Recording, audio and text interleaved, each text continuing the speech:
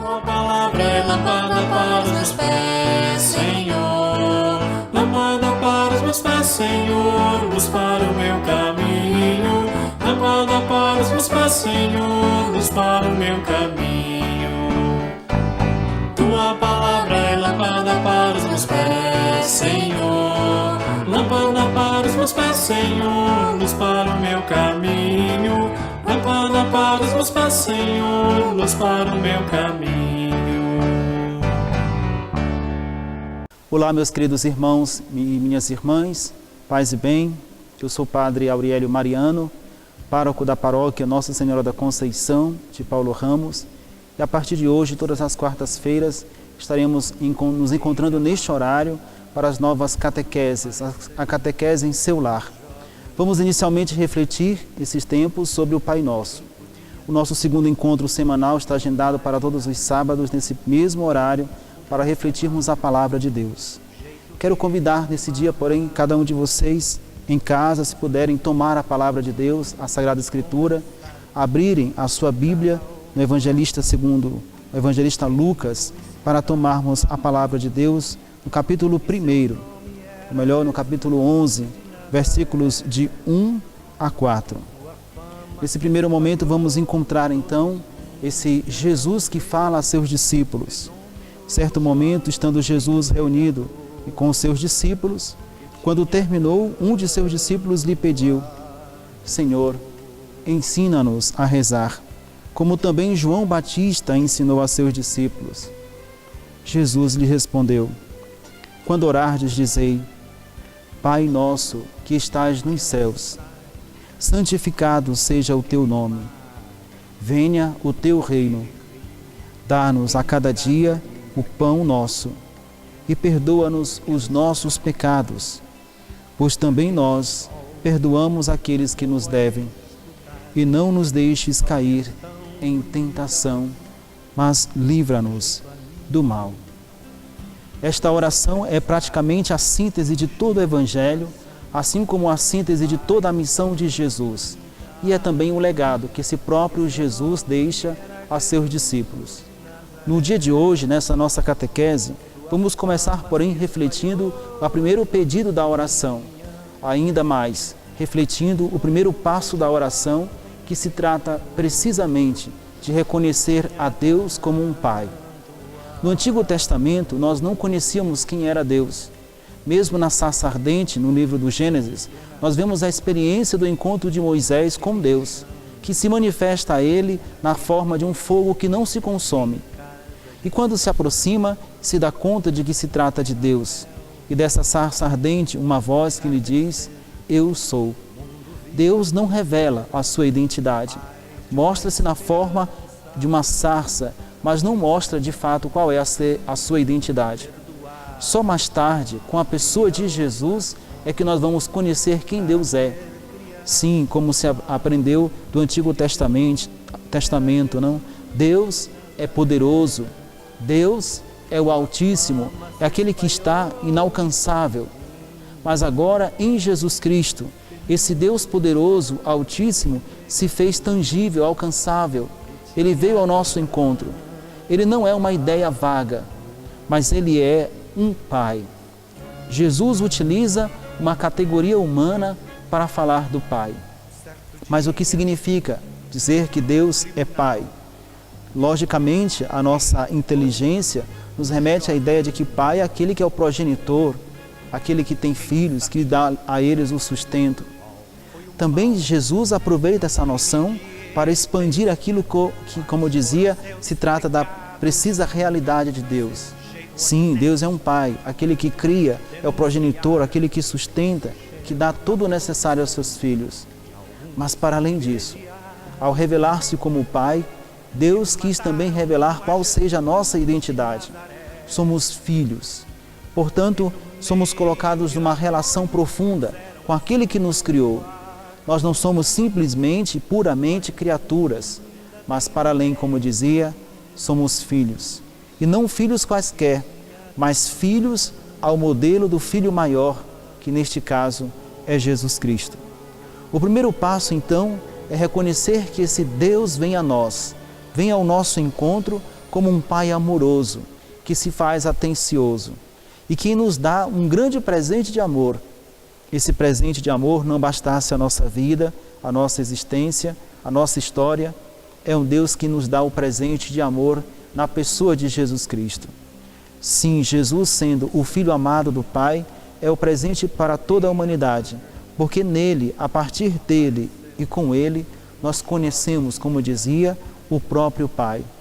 E ainda mais, como veremos no desenrolar da vida de Jesus, é aquele que vive no amor do Pai e que consuma toda a sua vida no amor do Pai, precisamente no evento da cruz, quando ele morre.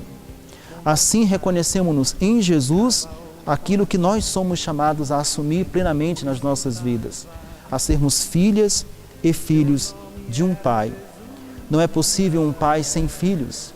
Esse Pai, que é Deus, não quis viver no mundo sem filhos. Ele também não quis ser um patrão com servos, escravos. Ele não quis ser um Senhor soberano. Ele não é um chefe de Estado que tem aqueles que o elegem para governar por um tempo. Ele é um Pai, uma identidade a qual não se pode roubar, não se pode tirar. Nós não podemos destituir a Deus desse seu lugar, dessa sua condição, dessa sua escolha. Mas é interessante perceber que essa escolha de Deus é, em primeiro lugar, uma escolha unilateral. Ele não nos pede o nosso consenso para ser o nosso Pai. Ele não nos pede a nossa colaboração para que Ele seja Pai. Ele é Pai por uma livre decisão de amor. Assim também nós, se encontramos no Pai a nossa identidade, reconhecemos que também nós somos filhos, embora, primeiramente, como disse, por uma decisão unilateral do Pai. Por outro lado, entretanto, podemos escolher viver nessa dinâmica de amor. Se temos um Pai que nos dá o amor, só podemos corresponder a esse Pai na mesma dinâmica do amor. Mas o que significa tudo isso? Concretamente, o que significa ver a Deus como Pai? Em primeiro lugar, aprendemos que reconhecer Deus como um Pai é aceitar Jesus Cristo como o Filho dele muito amado, que Ele próprio nos enviou para a nossa salvação. Ninguém pode reconhecer a Deus nesse eixo de amor, essa relação profunda de intimidade, fora da pessoa de Jesus Cristo. Queridos irmãos, queridas irmãs, de fato, não existe nenhuma outra religião no mundo que apresente a Deus como um Pai.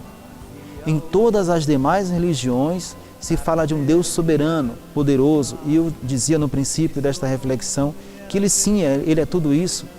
Ele é um Pai altíssimo, é um Pai onipotente, mas é sobretudo e em primeiro lugar, como Ele decidiu ser para nós, um Pai. Só a nossa fé cristã, só a partir de Jesus Cristo é que nós conhecemos essa dimensão nova, profunda e verdadeira de Deus. Portanto, o primeiro dado para aceitar Deus como Pai, para reconhecê-lo como tal e viver para eles como filhos, é reconhecer a pessoa de Jesus. O segundo passo fundamental é reconhecer o próximo como nosso irmão ou nossa irmã. E esse próximo também não está condicionado, porque Deus não escolheu ser Pai dos bons por exclusão aos maus. Ele é Pai de todos. E é por isso mesmo que no Evangelho que nós escutamos, Jesus ensina seus discípulos a chamar a Deus de não apenas o meu Pai, mas Pai nosso. Ele não é apenas um Pai num sentido intimista, interior, mas é um Pai que se relaciona com todos. A segunda dimensão para me relacionar com esse Deus que é Pai é reconhecer que eu tenho irmãos e irmãs. Eu só posso, portanto, me relacionar com Deus a partir de Jesus, mas também através dos irmãos e irmãs. Numa casa, os filhos costumam ter a mesma condição, a mesma dignidade. Não há ninguém numa família onde um seja mais filho e o outro menos filho do pai ou da mãe. São todos igualmente filhos. E até mesmo quando se trata de um filho adotivo, ele passa a ter os mesmos direitos, o mesmo tratamento que os demais filhos. por analogia, por comparação, nós podemos agora compreender qual seja a proposta de Jesus ao nos fazer compreender que Deus é o Pai nosso. Tratar-nos a todos como iguais, tratarmos a todos nas mesmas condições, não importando os bons ou os maus, os mais santos ou os mais pecadores. Todos são filhos de Deus. É verdade, porém, ainda nos apropriando daquela analogia, da comparação que fizemos da família, que mesmo numa mesma família, os filhos sendo educados de igual modo, mesmo tendo os mesmos direitos, o mesmo tratamento, pode até se encontrar entre os filhos aqueles que não demonstram o mesmo amor pelos pais. Há uns que demonstram mais amor, há outros que demonstram menos. Há aqueles que se aproximam, há aqueles que se distanciam, há quem nem sequer dê atenção aos pais. Mas o pai é o mesmo. Por comparação, novamente, pode acontecer que um filho não se aproxime de Deus, não demonstre por ele nenhum amor, nenhum tipo de afeto, mas ele é filho igualmente. Ele participa dessa mesma dimensão de amor do Pai, recebe por igual o amor que Deus reservou para com cada um. Mas diante dessa afirmativa, haverá alguém que poderá dizer: mas como isso é possível se eu não sinto o amor de Deus como um pai? Como isso é possível se a minha vida não é fácil? Como isso é possível mediante as dificuldades que eu devo enfrentar? São muitas as indagações que nos fazem questionar de fato, que nos fazem até mesmo duvidar de Deus como um pai.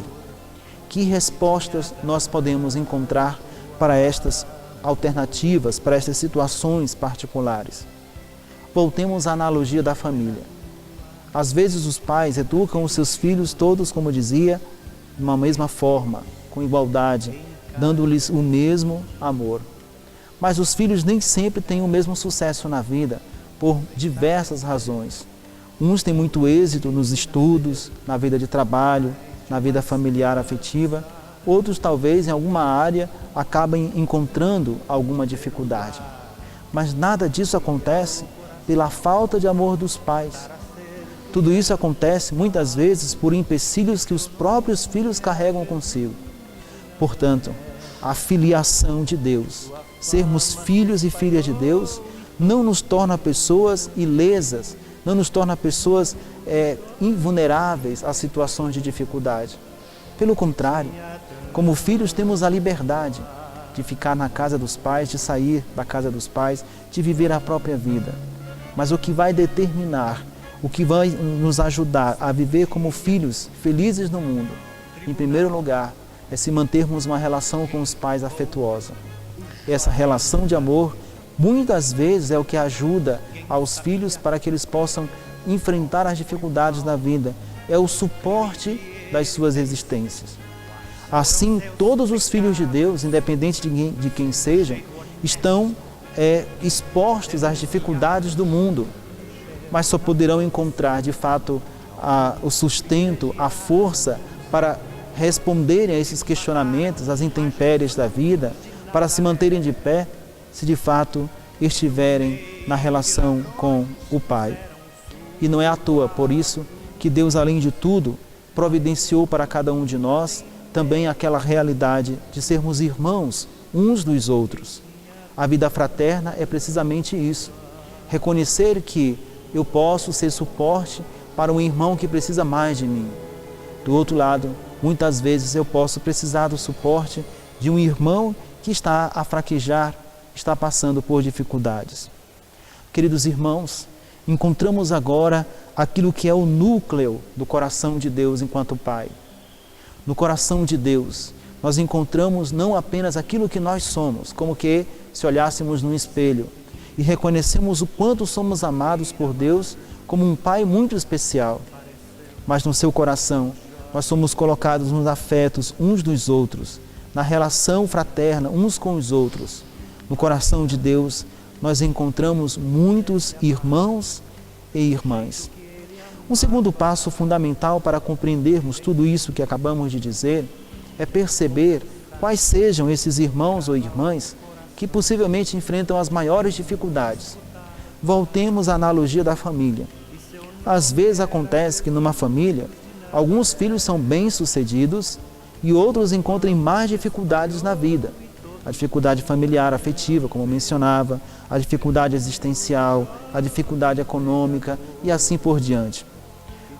Diante desses filhos, para qual dos filhos os pais olhará com maior amor, maior atenção?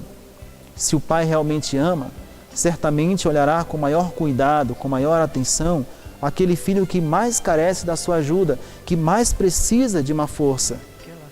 Deus ama a todos por igual, mas estende a sua mão, põe o seu olhar com mais afeto, se debruça com mais carinho sobre os filhos que passam maiores dificuldades.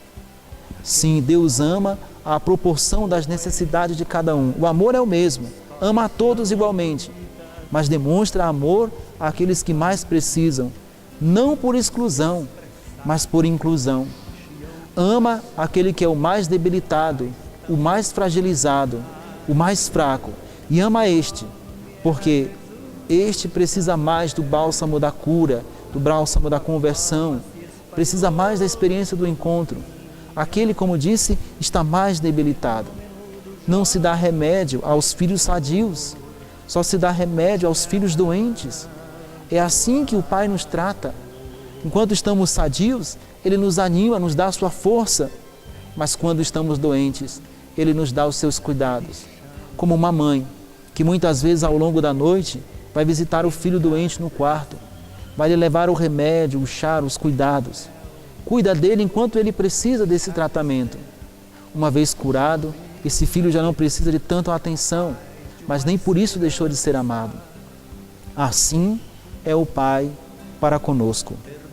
Mediante esta segunda afirmativa, podemos então nos perguntar quais são os filhos aos quais Deus olha com maior cuidado, com maior carinho, que ama todos igualmente, mas que a uns de maneira especial se debruça em maior amor. Em primeiro lugar, esses filhos são os pobres. São aqueles que carecem de diversas realidades materiais. São aqueles que passam fome, são aqueles que passam dificuldade, são aqueles que a sociedade esqueceu, são aqueles para os quais nós quase sempre não olhamos como irmãos e irmãs. Para esses, os pobres, para esses, os necessitados, Deus olha com mais amor e Ele quer fazer distribuir para esses irmãos pobres exatamente os dons que Ele dá a todos. Caríssimos, se então nós somos agraciados, se por exemplo nós temos o pão de cada dia, se nós temos a maneira de subsistir no mundo, se não nos falta aquilo que seria pelo menos o mínimo necessário, é porque Deus, dando-nos tanto, ou permitindo que tenhamos tanto, nos quer educar, nos quer fazer entender que somos chamados a partilhar com os nossos irmãos e irmãs que precisam desses mesmos cuidados. Mas não são apenas estes, os pobres, os esquecidos na sociedade que Deus quer olhar. Também temos outros irmãos, filhos do mesmo Pai, que precisam desse cuidado. São os pecadores, são os desprezados, são aqueles aos quais nós julgamos e às vezes até condenamos. Todos nós conhecemos bem a parábola do filho pródigo. O filho mais velho se revolta com o pai porque acolheu o mais novo, que havia esbanjado os seus bens na prostituição, no pecado com os amigos. E quando empobrece, volta para o pai, pedindo-lhe um emprego como um servo, não como mais um tratamento de filhos, mas como um servo. O que se revolta é o filho que se julga bom, é o que está em casa o tempo todo. É o filho que não aceita o irmão mais novo porque ele é pecador. Mas o pai o chama à comunhão. O teu irmão estava morto e agora vivo. Agora está vivo. Estava perdido e agora foi encontrado. Façamos uma festa para ele. Se nós não temos esse mesmo olhar que o Pai nos educa a ter, não saberemos como viver no mundo como verdadeiros filhos, filhos de Deus. Não saberemos tratar a Deus como um Pai, porque tratamos a Deus como um Pai não só quando o chamamos assim, mas quando olhamos para o pecador que precisa de misericórdia, quando estendemos a eles as mãos, quando nós fazemos o serviço fraterno, tirando esses homens e mulheres, muitas vezes em situações indignas, e dando a eles todo o amor e carinho que eles precisam. Nós já encontramos então o eixo que nos coloca no mundo. Não apenas pensar Deus como um Pai e tê-lo como tal, mas para reverenciar esse Deus como Pai, precisamos olhar-nos uns aos outros dessa mesma dimensão. Querido irmão, querida irmã, podemos então nos perguntar se nós estamos vivendo no mundo como verdadeiros filhos e filhas de Deus. Se as nossas palavras são palavras filiais, que revelam o amor de Deus por nós. Podemos nos perguntar se o nosso jeito de agir, nosso jeito de ser, a maneira como tratamos as pessoas, revelam o jeito como Deus nos trata. Sim, mediante tudo isso, somos também impelidos, convidados à conversão, à mudança de vida. Mas a conversão só vai ser autêntica, verdadeira, ela só se dará nas nossas vidas se reconhecermos em primeiro lugar que temos um Pai que está no céu, mas que também está cá conosco na história. E um Pai que nos escolheu amar-nos muito. Nós só podemos fazer o bem, nós só podemos amar o próximo, nós só podemos então devolver a dignidade muitas vezes que o próximo perdeu, se também reconhecermos em primeiro lugar que Deus veio ao nosso encontro e nos deu uma dignidade, que é a dignidade de sermos chamados filhas e filhos de Deus. E como aprendemos no Evangelho, segundo São João, verdadeiramente o somos. Quero convidar você então, meu irmão, minha irmã, a partir de agora, a tomar uma decisão unilateral, a responder a esse amor que primeiro foi dado por Deus, Ele que decidiu sozinho ser Pai. Mas eu e você, hoje, podemos escolher ser filhos, não apenas mentalmente, ideologicamente, mas ser filhos na maneira de olhar, de falar dos outros e de tratar aos outros. Sermos filhos na maneira de olharmos para nós mesmos, reconhecermos, como dizia, o quanto somos amados e assim reconhecer também a nossa capacidade de amar. Nenhum de nós somos carentes do amor de Deus. Podemos ser, ou quem sabe, nos sentir carentes de muitas coisas, até de bens materiais. Mas o mais importante, o mais essencial, o fundamental nos foi dado, o amor de Deus. E somos muito amados, ao ponto de termos um filho único, o Filho divino, que morre por mim, morre por você, morre por toda a humanidade. Não houve ninguém que ficou excluído, que ficou fora do projeto de redenção de Deus na pessoa de Jesus Cristo. Para nós é um motivo de glória. Então não há, por assim dizer, nenhuma outra razão, nenhuma outra desculpa que possa me impedir de viver desse amor. Vivamos hoje, a partir desse dia, dessa quarta-feira, podemos escolher viver assim, no tratamento, no relacionamento uns com os outros. E vamos nas próximas catequeses aprofundar essa ideia, esse sentido e pedir a graça, sempre mais, de avançar nessa nossa catequese, neste nosso ensinamento, para viver o que Jesus nos dá. Quero convidar todos vocês, meus irmãos, a acompanhar esse nosso momento novo da Igreja Católica, especialmente aqui de Paulo Ramos. Vocês sabem que no próximo domingo, dia 19, nossas igrejas reabrirão para acolher os fiéis. Porém, conforme nos pede o bispo diocesano pelo seu decreto, as orientações da CNBB, as orientações estaduais, municipais, a respeito de toda a prevenção necessária para esses tempos de pandemia, para que não se alastre ainda mais o Covid-19, nós teremos que seguir algumas orientações para podermos participar da Santa Missa. A orientação é que nós não podemos nos aglomerar no espaço da igreja, teremos que manter certa distância, de no mínimo 1,5 metro uns dos outros. A outra recomendação é que tenhamos que usar máscaras e higienizar as mãos com água e sabão, ou álcool 70, ou ainda álcool gel. Ou seja, temos que manter todos os cuidados necessários contra esse momento que estamos vivendo da pandemia. Assim, para nós podermos organizar a nossa igreja, estamos oferecendo no próximo domingo, dia 19, 3 missas, 3 celebrações eucarísticas, às 8 da manhã, às 10 da manhã e às 19h30, portanto 7h30 da noite. 3 missas nesse próximo domingo, Aliás, todos os domingos haverá 3 missas para os nossos fiéis. Queremos pedir então a você que escolha uma das 3 missas. Mas para nossa organização, vamos distribuir senhas para fazermos assim o controle de quem gostaria de participar da missa. Vai ser assim nesse primeiro domingo. Se nós percebermos que nós não precisamos mais das senhas, a gente vai dispensar as senhas e deixar para que cada fiel possa usar da sua consciência.